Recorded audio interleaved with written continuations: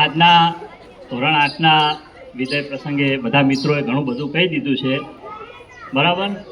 પણ હું એવી અપેક્ષા રાખું કે તમે ખૂબ જ પ્રગતિ કરો, કારણ કે તમે જેટલી પ્રગતિ કરશો એટલી આ શાળા ગૌરવ અનુભવશે.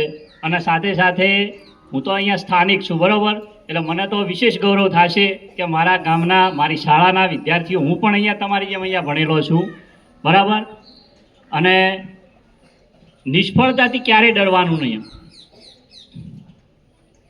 નિષ્ફળતામાં જ સફળતાની ચાવી છે.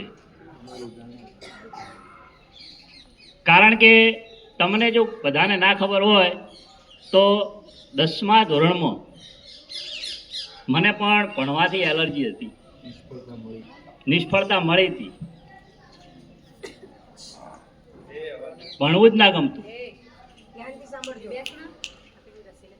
મારા જે 10મા ધોરણમાં ફેલ થયો હતો, તો એના ફોર્મ ફરીથી ભરવા માટે પણ હું ના જતો.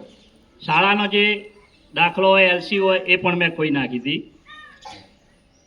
મારા ફાધર પ્રયત્ન કરતા મારા માટે, અને એમણે મારા ફોર્મ વિષયના જે સબ્જેક્ટમાં ફેલ હતો એના ભરવા પણ એ જ જતા. 3 વર્ષ સુધી ઘરે ખેતી કામ, ભેંસોનું આ બધું કામ મારા ઉપર છોડી દીધું.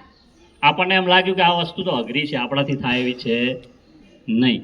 અને પછી પરિવર્તન આવ્યું, પરીક્ષા આપી દીધી, પાસે થઈ ગયા 11-12માં. જે આદર્શ વિદ્યાલયમાં આપણે ફેલ થયા હતા એ જ આદર્શ વિદ્યાલયમાં 12મા ધોરણમાં ફર્સ્ટ આવ્યો.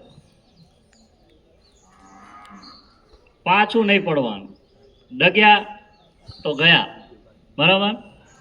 એટલે તમે પણ ખૂબ ખૂબ પ્રગતિ કરો એવી શુભેચ્છા.